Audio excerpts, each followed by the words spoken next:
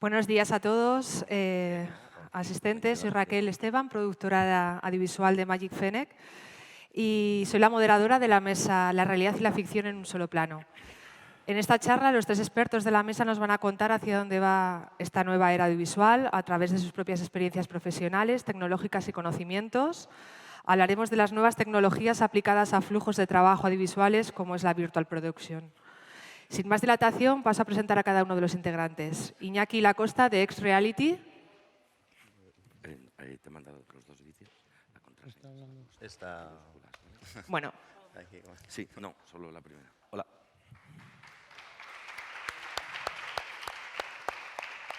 Carlos Vilchis, de HCG Bicon. Y David García, de Epic Magic Fennec.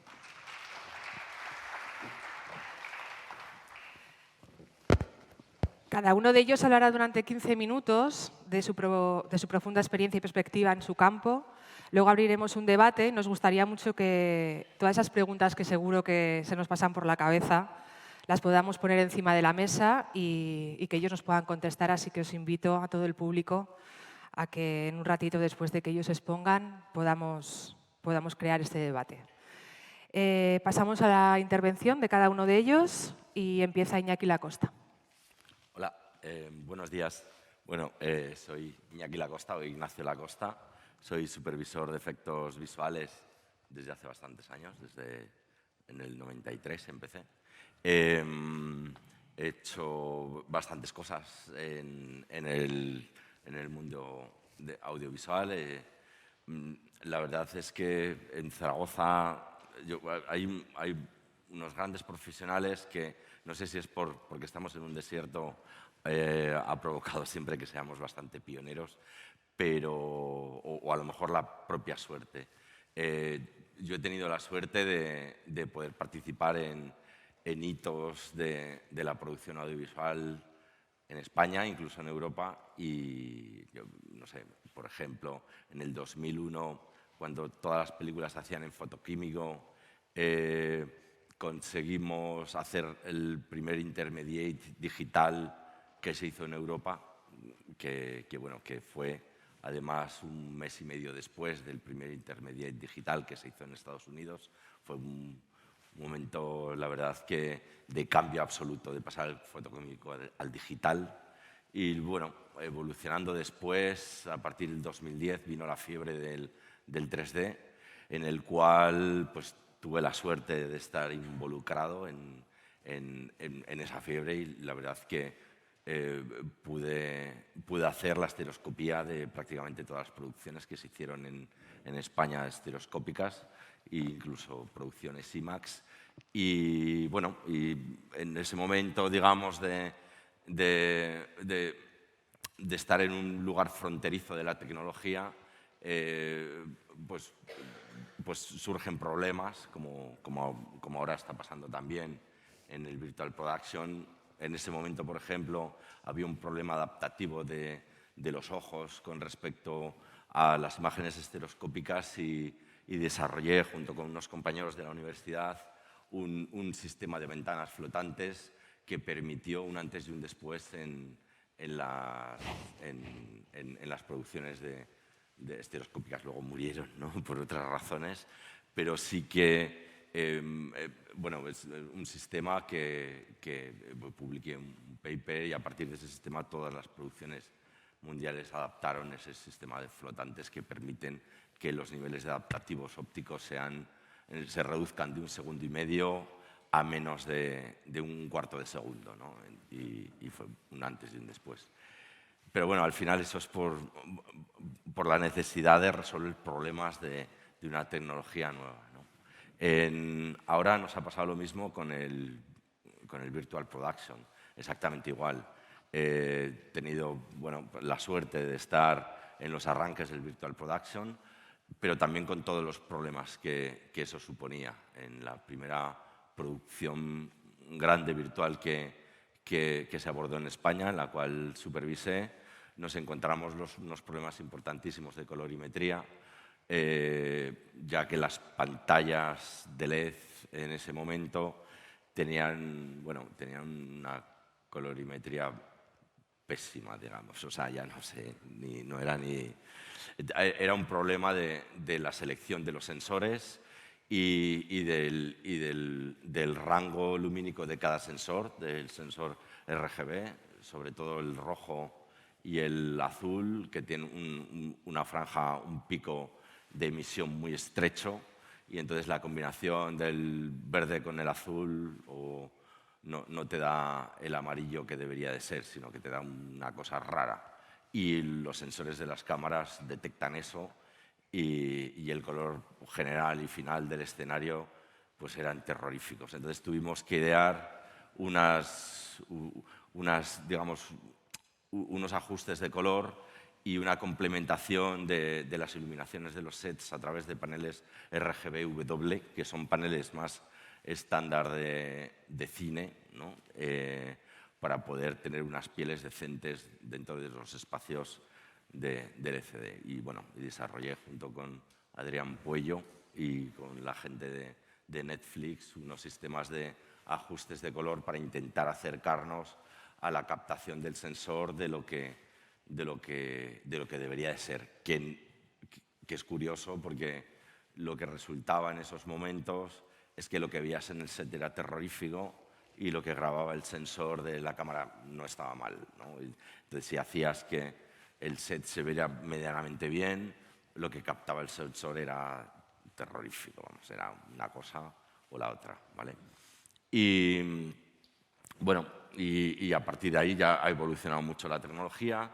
Esto solamente en cuanto a los paneles, porque luego, como las tecnologías nuevas en Vital Product, hay otros problemas, ¿no? que fueron los temas de delays en los trackings de cámaras. Al final, todos los sistemas tienen que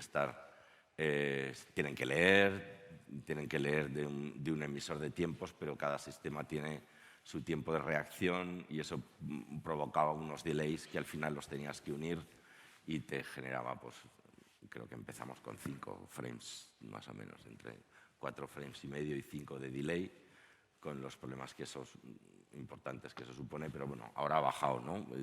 Ahora puede, ¿no? Todo va evolucionando. Todo va evolucionando. Y bueno, eso es un poco un resumen, ¿no? de mi trabajo. Lo que yo hago sobre todo, como yo soy supervisor de efectos visuales, a mí lo que me toca es coger la tecnología que desarrollan, las ideas que tienen los directores, las ideas de bombero que tienen los directores de fotografía, unirlas entre todos y sacar, digamos que sería un integrador de entre tecnología y arte, ¿no? Que sería la aportación de los directores. Había puesto unos vídeos que igual puede estar bien. Vamos a ver.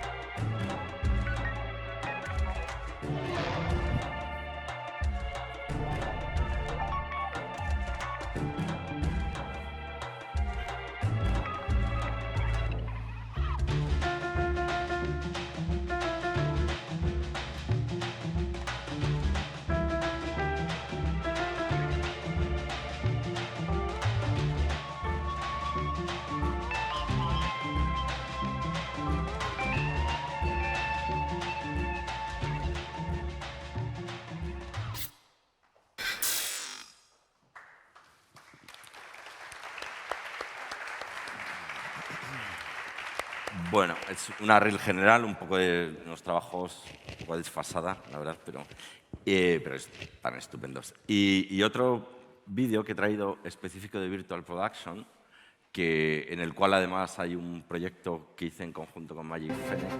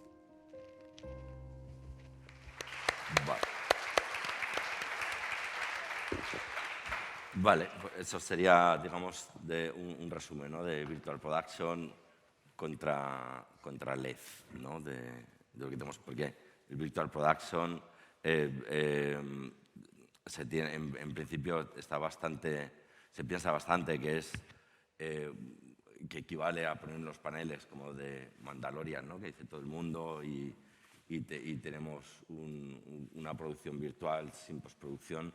Pero cuando ruedas contra un green screen y tienes una previsualización en set y tienes además un tracking de cámara en set, también es Virtual Production. Es decir, el fondo de que tengamos un LED screen detrás de los actores o del escenario no es el único requerimiento. De hecho, no, es uno de los requerimientos para Virtual Production, pero puede estar o no puede estar. De hecho, hay en ocasiones en las que directamente no puede estar el green screen, o el panel LED. Sobre todo cuando hay incoherencias de distancia de foco de las lentes, ¿no? Las lentes cortas y las lentes muy largas funcionan muy bien, pero las lentes intermedias todavía no está resuelto el tema de foco. Hay algún software que sí que hace cosas de foco, pero la realidad es que no está funcionando. Yo no he podido implementarlo todavía porque no funciona. Aparte que tienes un director de fotografía que saben de otra cosa, no sabrán, pero de desenfoques mucho. Y cuando les das la opción de los fabricantes que te dicen que hay esas correcciones de coherencia de foco, pues te dicen los directores de foto que no, que eso no es. Bueno, yo creo que como introducción, ¿no? Eso es. Vamos a pasar con Carlos Vilchis. Okay. Bienvenido. Gracias, gracias. Bien, pues mi nombre es Carlos Vilchis, soy empresario, tengo un par de empresas en México y en Latinoamérica. Soy doctor en ciencias computacionales y durante unos casi 15 años he sido instructor de la mayor parte de los softwares de Visual Effects. vale, hace unos 3, 4 años empezamos en una de nuestras empresas a hacer un poco más de la integración. Ah, excelente, gracias. Buenísimo, así sí puedo. Bien, bien, excelente. Entonces, tenemos una comunidad en virtual, para usuarios de Discord, por si les interesa unirse. Es un canal especializado en profesionales de Virtual Production en español. Tenemos más de 700 usuarios. Si quieren unirse, adelante. Como decía yo, bueno, de formación, ingeniero, doctor en ciencias computacionales,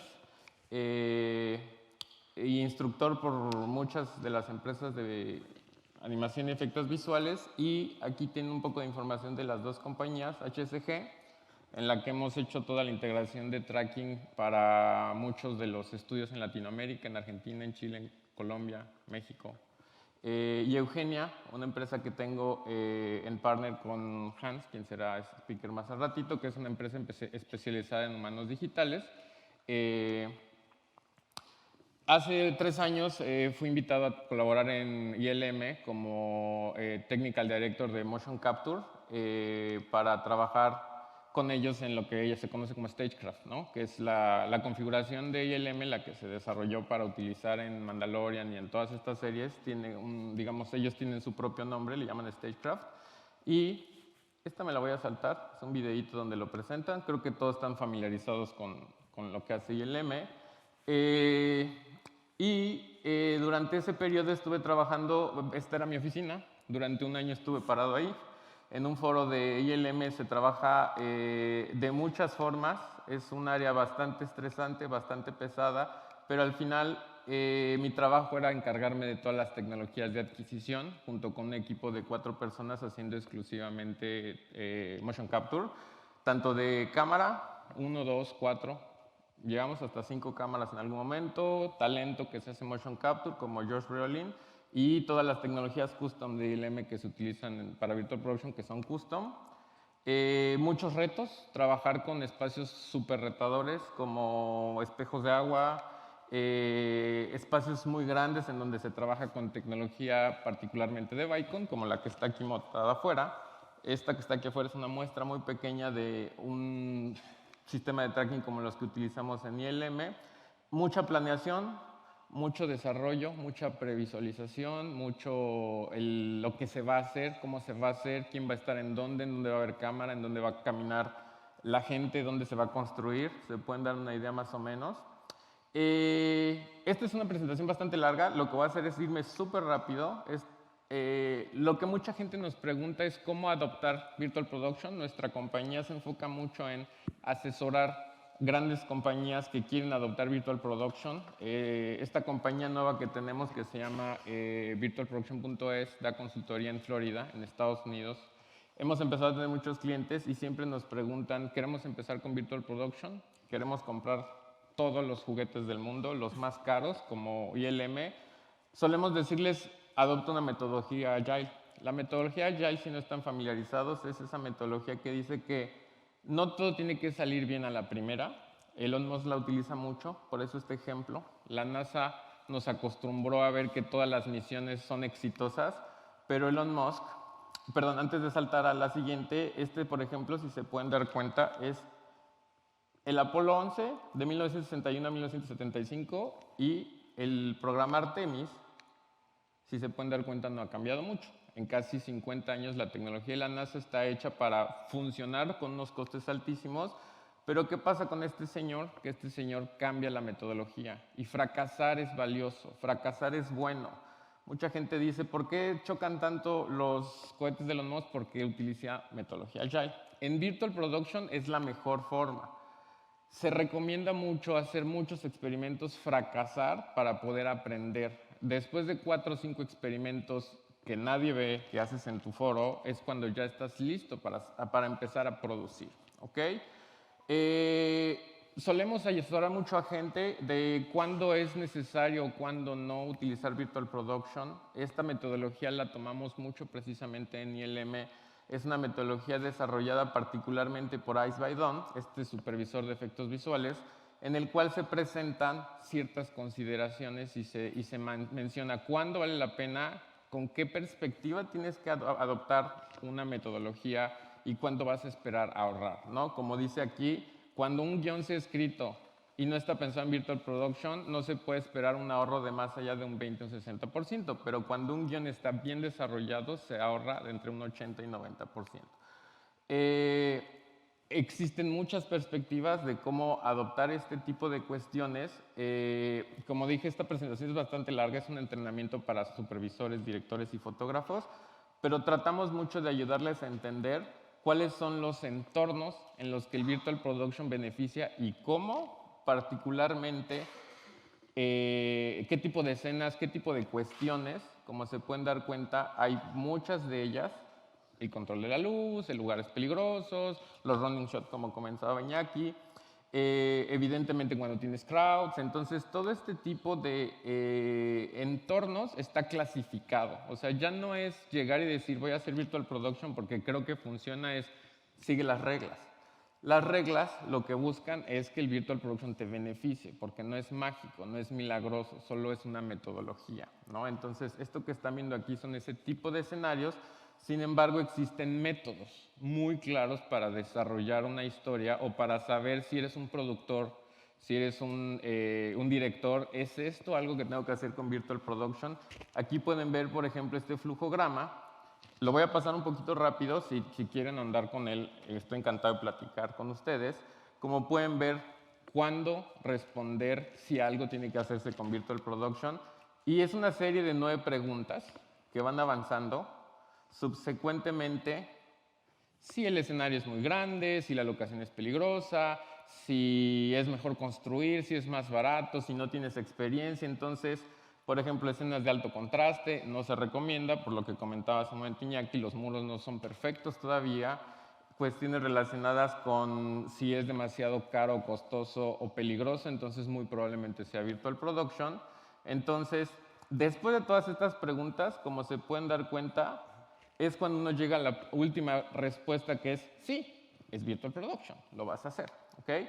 Entonces, bueno, abreviando rápidamente, asesoramos mucho a implementar los roles de un foro de Virtual Production. Es nuestro trabajo con muchos clientes ayudarles a entender quiénes son los puestos correctos y qué debe hacer cada persona, desarrollar sus habilidades particulares para que puedan entender quién hace qué y cómo lo hace. Como digo, esto no trato de inventarlo, sino bueno, es como se hace, ¿no? Así funciona un foro de ILM. Ayudamos mucho también en establecer las etapas del proceso de producción, la prefotografía, la fotografía principal y la postfotografía, que son los métodos adecuados para hacer esto, para trabajar con tu departamento de Virtual Production, de Virtual Art Department, cómo se va evolucionando, aquí lo van a ver, dimensionar, si quiero grabar en un foro de Virtual Production, cuántos días de preparación tienes. Entonces hay recetas, se tiene más o menos un aproximado de que por cada día de Virtual Production hay 3 días de preparación, de todo tipo, evaluación de geometrías, profiling de Unreal Engine, obviamente trabajar con el fotógrafo para que haga todos sus camera positions. Entonces, mucho de esto ayuda a que el día que es el rodaje se tengan claras las responsabilidades de todos y qué va a hacer quién, pero es comunicación, ¿ok? El día del rodaje existen roles particulares, la producción tradicional, el stage operador, el fotógrafo, el director, DIT, etcétera. Entonces, bueno, estoy yendo muy rápido, sé que es mucha información, pero lo que quiero es que hasta cierto punto vean que Virtual Production actualmente no es una aventura y una caja negra la que te avientas sin saber qué hacer si no hay metodologías claras, hay flujos de trabajo establecidos, no todo es sé Unreal Engine, tengo una cámara, creo que puedo hacer Virtual Production. Eso representa tal vez menos del 40% de lo que es hacer Virtual Production profesional. Aquí algunos tips breves. Obviamente el render en tiempo real siempre va a ser su mejor amigo. Aprovechenlo eficientemente, pero no significa que la postproducción tradicional sea innecesaria, sino que hay cosas que se solucionan de una forma y otra. Lo que mencionaba Iñaki hace un momento, la comunicación es súper importante. O sea, si no hay comunicación entre todo el equipo y responsabilidades bien establecidas y delegadas, es un Titanic. Eso se va a hundir, va a haber problemas. Evidentemente, la integración de los elementos de primer plano con los de segundo plano es lo más importante. El Virtual Production tiene que mimetizarse con la construcción del set, con la dirección del arte, como pueden verlo. Y si han visto la primera temporada del Mandalorian y tienen ya un ojo bastante crítico, se dan cuenta de muchos errores, que en la tercera ya no se notan.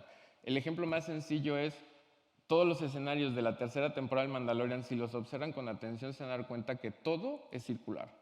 Esto es un foro perfectamente replicable en Virtual Production por su forma. Pero si alguien me da un set que es cuadrado, entonces va a haber problemas. Por eso es que el diseño de arte de ILM ya está desarrollado pensando en diseña un hangar para una nave espacial, tiene que ser circular, porque solo así va a funcionar en el foro. No puede no haber comunicación. ¿Okay? Todo el proceso de iluminación, todo el proceso de cinematografía es muy importante que se estreche demasiado con el fotógrafo. Un fotógrafo que es abierto, flexible, que no es ese mesías que dice esto es lo que yo hago y vean cómo le hacen, es la mejor forma de trabajar. No tengo nada en contra de los fotógrafos, digamos, robustos, pero obviamente tiene que haber flexibilidad, ¿no? Existen distintas iteraciones.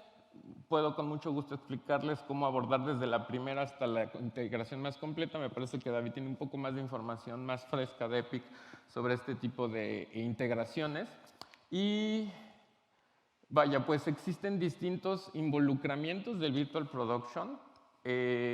Con mucho gusto puedo compartirles más información, pero evidentemente está desde lo que sí es fundamental, básico y fácil, hasta un involucramiento más elaborado, en donde el Departamento de Arte Virtual trabaja en contubernio con el director, el fotógrafo, los guionistas, hasta las integraciones completas, ¿no? En las que ya se trabaja desde que nace la pieza digital escaneada por fotogrametría hasta que se utiliza en el foro de rodaje y todo es transparente, lineal y eficiente. Toma mucho tiempo llegar a este grado de integración y bueno, eso sería como más o menos digamos, sobre lo que hacemos y evidentemente estoy a sus órdenes si quieren más ayuda, consultoría en cómo integrar flujos profesionales y entender la mejor forma de adoptarlo en distintas empresas, televisoras, estudios, chiquitos, grandes, no importa. Muchas gracias.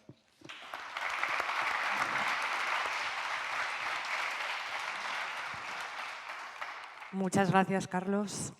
Súper interesante tu exposición. Gracias. Luego atacamos con preguntas. Claro. Y paso a David García, de Epic y Magic Fennec. Muchas gracias, se me escucha bien, ¿verdad? Bueno, mi charla hoy va a ser un poquito, bueno, hemos visto todo el tema de LED y veremos cosas de LED también, pero como hemos hablado, Virtual Production no es únicamente LED, así que quiero explicar un poquito qué es todo, o sea, por dónde empieza, de que veremos que casi hasta una persona en YouTube o básicamente con un Zoom podría llegar a ser una especie de Virtual Production hasta llegar a lo que llamaríamos el nivel 5, que sería el final. Y bueno, el presupuesto pues, puede ser ilimitado, ¿no? Por decirlo de alguna forma. Primero presentarme, como decía Raquel, soy David García, CEO de Magic Fennec y representante educativo de Epic Games, ¿vale? Entonces, yo vengo del mundo del real time y con real time es básicamente la tecnología del motor. O sea, sabemos que hasta ahora se ha hecho muchísimo todo lo que era renderizado offline y entonces, pues bueno, yo sobre todo pues me he especializado en todo lo que es real time y yo creo que es una de las cosas, como veremos en una de las diapositivas, que hace que esta evolución de Virtual Production sea especialmente significativa. Yo llegué a este mundo porque bueno, me especializaba haciendo escenarios de real time, como menciono, y desde el Departamento de Los Ángeles de Educación de Epic Games llamaron y dijeron, oye, necesitamos gente que sepa hacer todo esto porque estábamos haciendo lo de Mandalorian, estamos haciendo determinadas cosas y lo que necesitamos es formar. Así que bueno, llevo unos cuantos años aquí, la verdad es que es un mundo súper emocionante en el cual estoy encantado de estar, ¿no? Entonces, a partir de ahí, precisamente por eso mencionaré determinadas cosas de nivel educativo y luego pues veremos un poquito algunas cosas que hemos estado haciendo, como decía Iñaki, pues en la película de Awareness y demás. Como veis, la presentación se llamaba Desmitificando Virtual Production y básicamente el contexto histórico que quería mencionar Básicamente es, bueno, desde la técnica del fantasma de Pepper, ya de Walt Disney, todo esto ha ido evolucionando en distintos métodos, como conocemos, por ejemplo, que sería proyección trasera en pelis de James Bond o del Doctor, ¿no? A otras que es lo que sería el blue chroma key, o lo que hasta el día de hoy hemos estado viendo muchísimas veces, que sería un green screen con lo que serían los tracking markers. Perdón, estaré continuamente hablando con palabras en inglés, pero es casi gajes del oficio.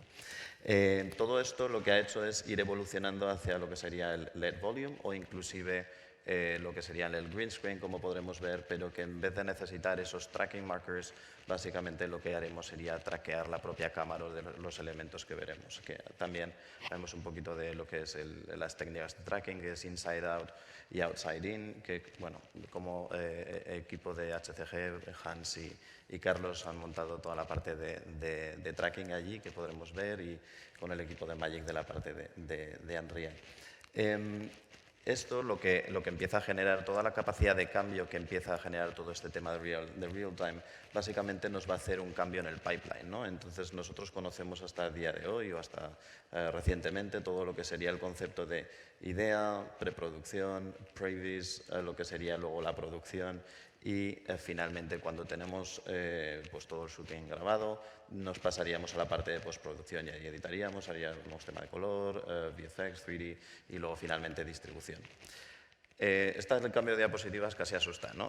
Por decirlo de alguna forma, pero realmente una vez que estamos trabajando vemos cómo todo es mucho más intuitivo de lo que parece a simple vista. Básicamente lo que nosotros estaríamos hablando en este nuevo concepto, en este nuevo pipeline, es que toda la fase de postproducción que coge en estos momentos una enorme parte dentro de lo que sería esta producción, una producción audiovisual, ahora mismo se reduce con el objetivo de llevar a la parte inicial. Me ha encantado cuando ha dicho Carlos, el equipo de arte de ILM sabe que tiene que estar trabajando con determinadas cosas en mente, o sea, que el foro o el stage de los paneles básicamente son circulares, por lo que tenemos que empezar a trabajar ahí. Y hay una cosa del real time, y aquí voy a empezar a hacer guiños ya a Unreal Engine, que básicamente es que la tecnología va evolucionando enormemente y podemos hacer que antes un previs teníamos que utilizar una súper baja poligonación o no podíamos renderizar con calidades en tiempo real muy grandes, básicamente porque era súper caro, ¿no? Entonces, caro no solamente económicamente, sino también de rendimiento. Actualmente, motores como Unreal Engine están haciendo que una previsualización pueda tener una calidad casi final, es imposible todavía que tenga niveles de Final Pixel, pero sí que podemos ir trabajando esos assets o elementos 3D y texturas, etcétera, van evolucionando hasta un momento en el que se graba y como puede pasar en ILM, pues directamente se genera lo que llamamos el Final Pixel, que es que el escenario que sale en las pantallas finalmente vaya a ser el que salga grabado. Siempre luego puede haber un poco de postproducción, etcétera, pero el objetivo básicamente es ese. Veremos cómo luego pues, podemos iterar, por decirlo de alguna forma, y entonces podemos ir trabajando cíclicamente en los diferentes assets y en los conceptos de diseño y de arte. Entonces, cuando hablamos de Virtual Production, ¿qué es lo que estamos hablando realmente? O sea, cuando ya nos metemos en lo que es cacharrería, ¿no? Hierros, cámaras, etcétera, ¿qué es lo que vamos a intentar desgranar? ¿Qué elementos son? Bueno, pues básicamente son 7, ¿de acuerdo? Luego veremos que al final también hay una diapositiva que tenía Carlos que yo ampliaré un pelín.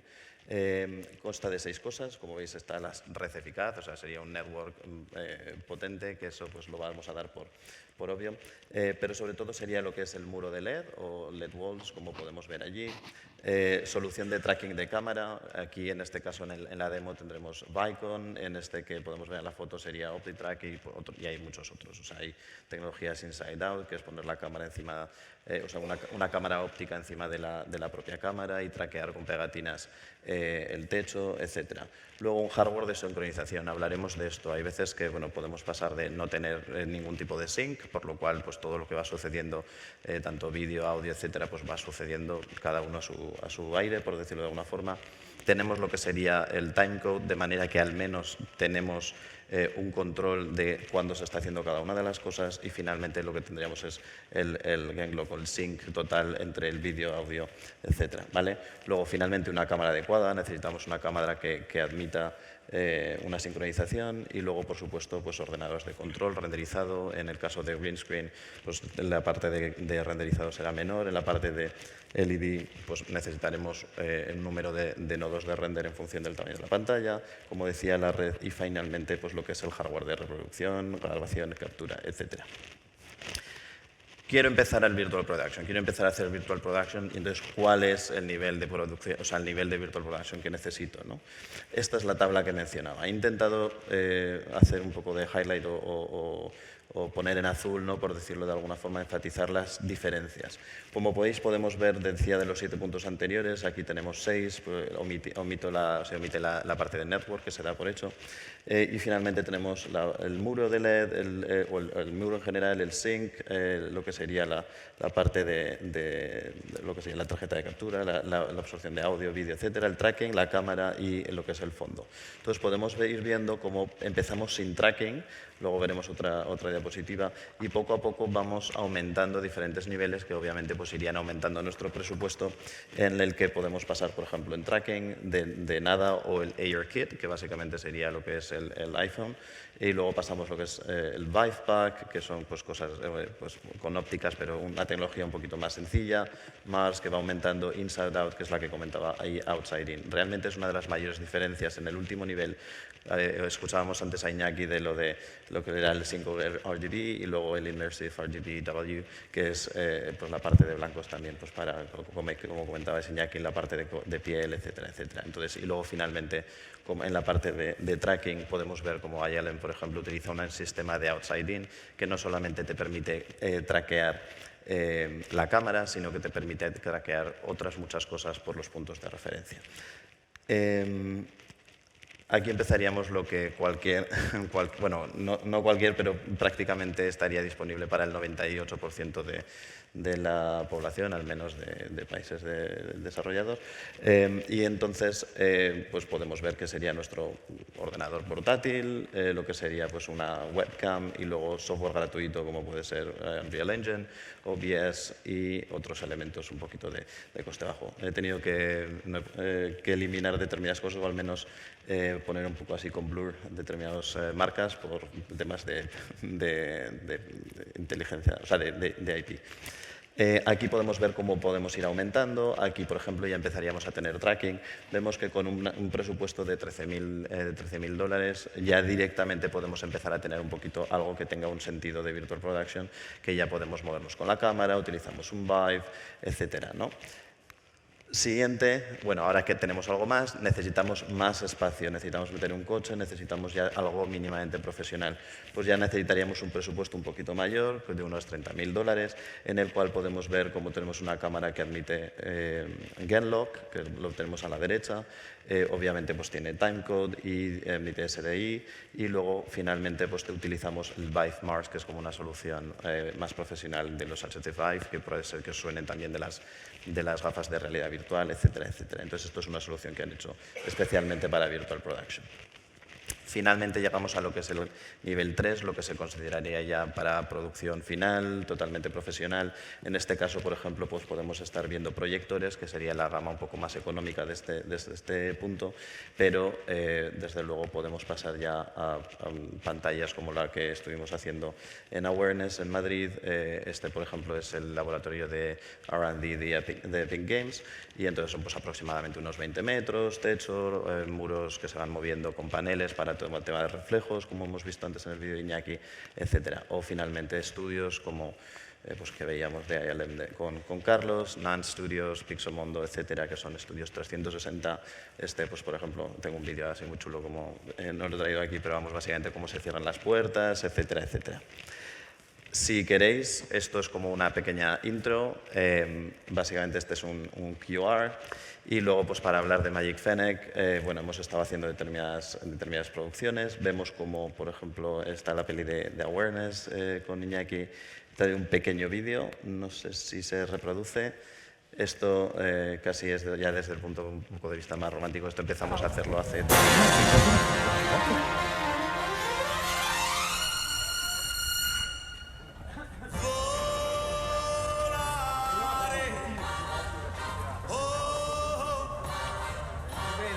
bene? Tutto bene.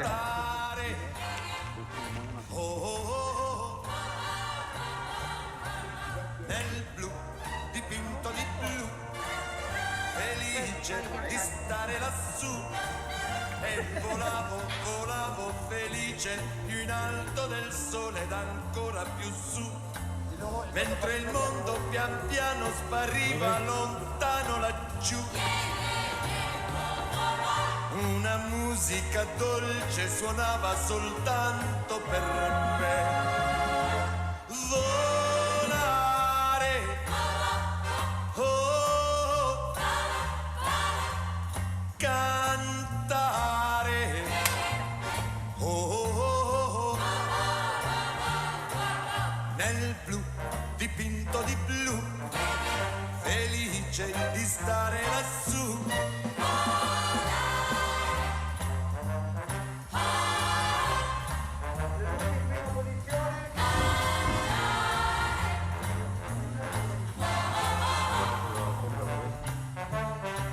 Nel blu, dipinto di blu, felice di stare lassù con te. Bueno, aquí podéis ver que no todo son pantallas y que con green screen se pueden hacer bastantes cosas también. Y bueno, finalmente, pues desde la parte de Epic de educación, simplemente pues saber que todo esto que se está haciendo con Unreal Engine, pues bueno, pues hay distintas opciones, como es pues, formación a clientes de un catálogo que desarrolla Epic pues, para las diferentes industrias, un vehículo educativo que la verdad es que es muy bueno, que es el Connector, que básicamente vemos el Unreal Fellowship al lado. Este es el programa que mencionaba que me llamaron hace 4 años cuando salió todo esto. Y bueno, pues intentamos formar cuanto más posible a la gente en Unreal Engine y democratizar todo esto. Así que... Bueno, Muchas gracias, David. Pues vamos a empezar con una ronda de preguntas y, siendo moderadora, me voy a atribuir la primera, si no os importa. por supuesto. Como productora, a mí todavía, perdonadme la expresión, me explota muchas veces la cabeza el cómo, cuando te llega un guión, cómo poder meter la virtual production, ¿no?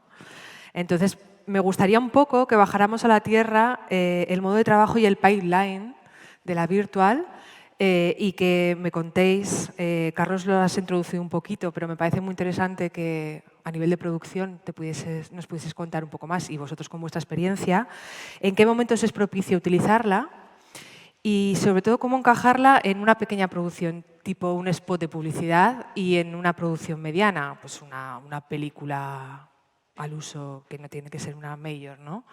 Claro. Entonces, para tenerlo más tangible, porque parece que esto se está haciendo solamente en Estados Unidos, pero es real que se está haciendo ya aquí en España. Sí. La realidad es que para un productor lo ideal es familiarizarse con la tecnología. El tener una buena idea de cómo funciona es la mejor forma de no entrar en un área en la que uno desconoce. Sé que no todos los productores vienen de la escuela de hacer CG, Nuke y esas cosas, pero yo creo que el primer paso es entender que los gráficos en tiempo real es otra cosa. Es algo completamente diferente. No hay postproducción.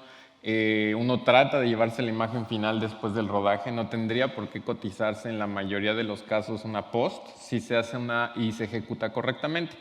Evidentemente hay muchas reglas. Hay muchas maneras de poder cotizar. Me ha pasado con muchos productores que creen que hacer un rodaje virtual production es llegar con todos los juguetes en la mañana, así sean las 3 de la mañana, y rodar ese día es imposible. Como dije anteriormente, por lo menos hay por cada día de rodaje 3 días de prueba. Entonces, 5 días de rodaje habla de que hay 15 días previos de trabajo para todas las herramientas, gente, tecnologías que están funcionando. Entonces, familiarizarse con la tecnología es lo mejor. Estos diagramas que mostró David hablan mucho de que hasta la empresa más pequeña que quiera meterse en Virtual Production, así solo sea para producirlo, no para rodarlo, no vería yo una razón por la cual no tenga un pequeño Vive en una oficina y entienda cómo funciona el proceso, ¿no? Estamos hablando de $2,000. Con eso, los ejecutivos, los productores ya saben, ok, creo que esto va por acá. Se requiere un poco de tiempo, familiarizarse con los softwares, con las herramientas, me pongo a pensar cómo hace 100 años cuando se hacía cine, pues la gente no conocía a lo mejor de luces, de cámaras, todo evoluciona y lo mejor que pueden hacer es solo abrirse un poco a esta tecnología, tomar un taller básico de Unreal Engine es fundamental para poder saber de qué se está hablando y obviamente escuchar mucho a la gente que tiene experiencia en la tecnología porque durante muchos años se trabajó mucho de una manera unilateral, ¿no? De que, bueno, somos una firma, vamos a hacer este proyecto, el fotógrafo, el director, aquí está el guión y solucionenlo, ¿no? Es al revés. Queremos hacer esto, se puede, se considera. Respondiendo un poco a tu pregunta, es nunca ser tan ambiciosos. Como dije y lo mostré, no hay proyectos que hagan el 100% con Virtual Production, no existen. O sea, eso es demasiado ambicioso, ni el M. O sea, de una serie de 10 capítulos en la que trabajé, probablemente solo menos del 25% era Virtual Production y el resto era tradicional. ¿Por qué? Porque ni en las grandes ligas se puede apostar a tanto. Es demasiado trabajo, entonces sean conservadores, no supongan que es mágico y que lo va a solucionar, sino sean tolerantes, abiertos y yo creo que en su proceso de cotización escuchen mucho, ¿no? Totalmente. Yo quería añadir aquí que, por ejemplo, el último vídeo el vídeo que hemos estado viendo de Green Screen es un anuncio, ¿no? Es un commercial y al final es una de las cosas que suceden, o sea, los presupuestos son diferentes y bueno, pues al final tienes que ir trabajando. Luego también en Green Screen puede ser que no sea para sacar un final pixel, como serían las pantallas de LED, pero realmente encuentras nuevas utilidades, o sea, para el realizador.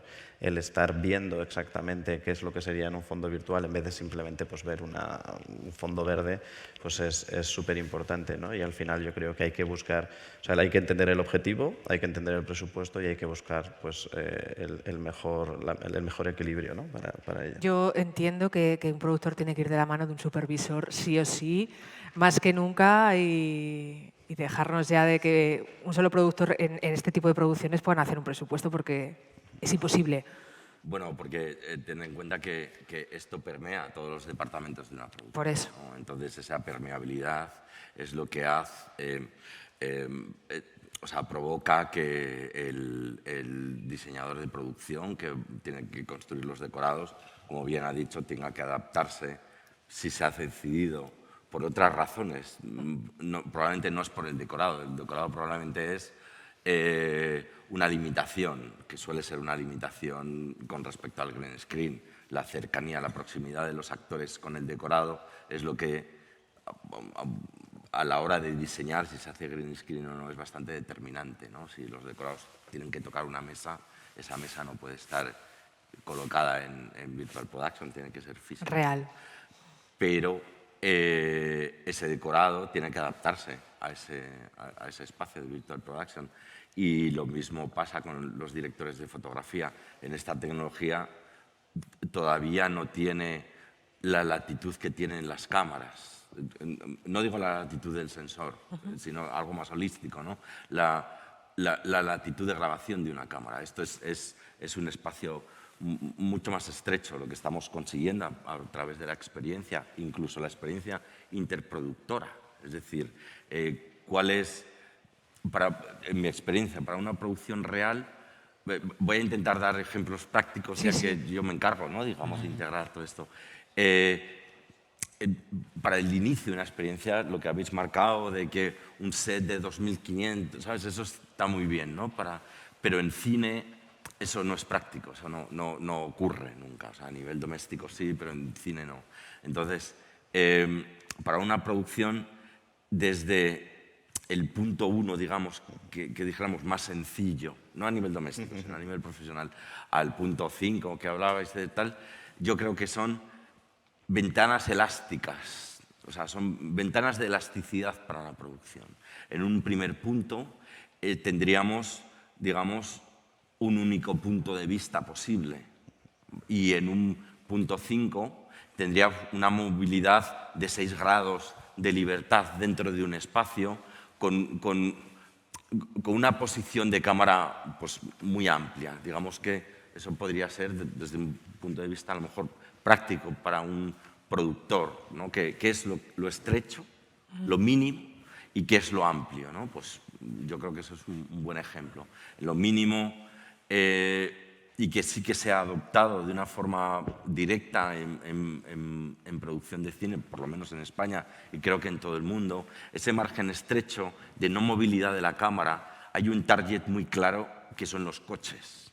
Es decir, cuando tú ruedas dentro de un coche, la movilidad de la cámara es mínima, cero.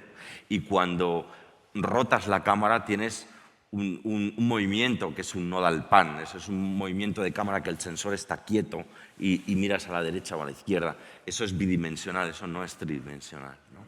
Ese es el espacio mínimo en el que realmente funciona el LED production.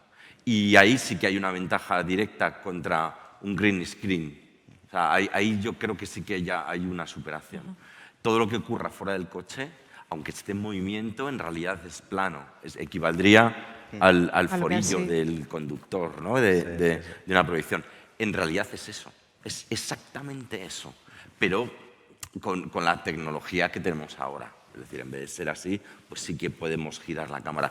Si nos vamos un pasito un poquito más adelante, sin necesidad de ningún tipo de tecnología, además podemos mover la cámara dentro del coche, puesto que lo único como supervisor que tendremos que hacer es alejar el fondo. Hay una métrica muy sencilla que es el parallax de las cosas, ¿no? El parallax es cuando tienes dos objetos delante y mueves de aquí a aquí, la distancia, la separación entre esos objetos cambia, eso es el parallax. Cuando estás dentro de un coche, el único parallax que puedas tener, ya que todo el fondo se está moviendo, es la distancia mínima entre el coche y ese fondo que se está moviendo. Bueno, si te mueves dentro del coche, puedes provocar que ese exterior lo separas 2 metros, no mucho más, 2 o 3 metros del coche, y ya tienes libertad de movimiento de la cámara dentro de un coche, entendiendo que la cámara no se puede mover mucho. Si sacas la cámara fuera del coche, evidentemente estamos hablando de otra cosa distinta, ¿no? Yo creo que aquí precisamente es lo que mencionábamos antes, que una de las grandes diferencias o la evolución que ha habido en los últimos años es la capacidad de moverte en el espacio 3D, ¿no? O sea, de que el tracking coge el movimiento de la cámara, que coja también el zoom y el focus, aunque tengamos todavía determinadas complicaciones, pero realmente que te puedas ir moviendo y luego que, como volvía, o sea, no solamente hay un único objetivo, o sea, lo que comentabas antes, hay muchas veces que el estar con pantallas de LED sirve simplemente para el spill, para todo lo que son las reflexiones, que en vehículos son súper importantes. En The Mandalorian, pues por lo que conozcáis la producción, pues os lo podéis imaginar, y básicamente pues incluso podemos trabajar con pantallas con que el inner frustum, que básicamente es lo que ve la cámara, siga siendo verde con puntos de tracking como veíamos antes, y que todo lo que sería el entorno de lo que es el resto de las pantallas o el outer frustum, pues básicamente sea real, o sea, a tiempo real, y entonces directamente genere esos reflejos, ¿no? Y yo creo que aquí viene mucho que si estás familiarizado con la tecnología, si alguien te pide un rodaje de un auto, sabes que no necesitas tracking y probablemente no necesitas un Real Engine, porque solamente es reproducir un video, ¿no? Pero eso de pronto un productor dice, bueno, es que me dijeron que es Virtual Production, pero no sé si necesito rentar toda esta tecnología. Entonces, entender eso ayuda a que se merme. Sin embargo, a veces, como comenta Iñaki, a lo mejor sí quieres meter tracking y sí quieres que la persona camine ya para paralaje, pero es muy mínimo. Y entonces, de pronto, ¿eso cómo lo sabías? Porque debía estar planeado en el storyboard, en el animatic. Entonces uno dice, es poquito el tracking, no necesito tanto. Entonces, que todo el planteamiento narrativo esté en función de si se hace o no con Virtual Production es importante desde el nacimiento del guión. Sí. Y hay métricas, o sea, hay unas como, yo creo que de las presentaciones que habéis hecho, aunque no estuvieran enfocadas en eso, sí que se pueden extraer unas métricas muy sencillas de comprender por parte del productor, bueno, y son métricas muy relacionadas con la producción absolutamente normal. En las preguntas esas, creo que era tú, yo no decía si se hace Virtual Production o no. De todas esas 6 o 7, hay algunas que estaban al principio que son fundamentales porque descartan las posteriores. Como, por ejemplo, el tamaño en tiempo o la cantidad de secuencias que vas a rodar en un espacio con respecto a la producción. Si son escenas de transición o si son escenas importantes para la película, porque muchas veces, aunque sea una escena de 5 minutos de una película, a lo mejor tienes que hacerla en Virtual Production por la importancia de esa secuencia y por la dificultad, que normalmente la dificultad suele estar asociada con el coste. No nos confundamos, al final el Virtual Production nace por una necesidad de ahorro de costes en la producción, puesto que las producciones per se, todas las producciones del mundo son deficitarias. O sea, desde una producción de 300.000 euros hasta una producción de 300 millones de euros, todas esas producciones les falta dinero para hacerlas, todas, sin excepción. No existe una que no les haya faltado recursos. Entonces, el Virtual Production en realidad nace como poder dar soluciones a una producción que no tiene los recursos para hacerlo o sea, no sé, no puedes construir una montaña con forma de castillo, ¿no? Porque eso es absolutamente inviable. Pero afortunadamente si la montaña, no sé, un ejemplo, el productor quiere la montaña a 20 metros, pues a lo mejor en Virtual Production la tienes que meter a 40 metros y de esa forma puedes hacer esa montaña de forma virtual y no tener que construirla.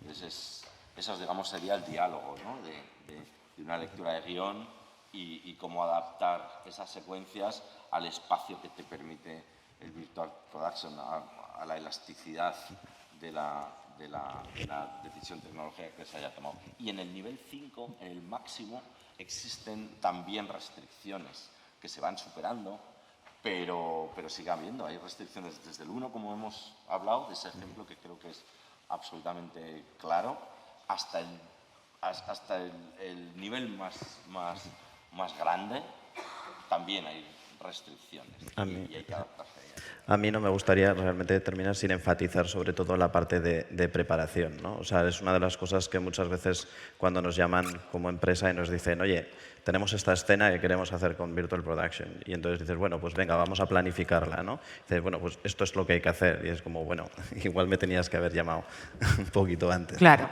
Entonces, ¿qué es lo que se mencionaba? Y es una de las cosas que te das cuenta muchas veces que cuando una producción o las personas que están, toda esta parte es nueva, omiten un poco todo este tema. Y cuando ya estás con personas que han hecho producciones anteriormente, ya se dan cuenta y dices que esto tiene que ir desde el principio. Y eso es una de las cosas que, pues bueno, sabemos que al final siempre suele haber una fuente de donde se crea todo esto, pues que probablemente pues sea Estados Unidos, Canadá, etcétera, pero que conforme nos va llegando a nosotros nos damos cuenta de que hay que ir haciendo un poquito más caso a los que ya tienen esa experiencia y sobre todo preparar. Perdona, y lo importante que es la formación, ¿no? Total. Porque a día de hoy o te formas mínimamente, como tú decías, Carlos, o estás muy fuera. Sí, y la realidad es que hay distintos tipos de formaciones, ¿no? Un curso de Virtual Production para productores, uno para fotógrafos, uno para crew, uno para camarógrafos. En realidad se está diversificando y eso es lo bonito de la escena actual, que ya empiezan a existir ese tipo de nichos en el que con un par de días un grupo de directores y productores puede tener las bases para no llegar y comprometer, como dice David, a la tecnología, ¿no? Exactamente, sí. Bueno, luego también, por ejemplo, nosotros hemos estado participando, Carlos y yo, en una formación masiva, ¿no? O sea, hemos estado dando formación a 500 personas en Latinoamérica. Además, me ha hecho mucha ilusión que hay alguno presente por aquí del de Europa. Hemos hecho una formación de 500 personas para Europa. Y bueno, eso es un poco lo que intentamos, el hacer que todo esto... Nueva cantera. Que exactamente, ir creando cantera, porque si no es imposible. Entonces, esto no lo podemos hacer unos pocos y realmente se tiene que ir democratizando y es parte del objetivo. Muy bien. Pues no sé si queda tiempo para unas preguntas para Santiago público. ya nos está diciendo, ya nada.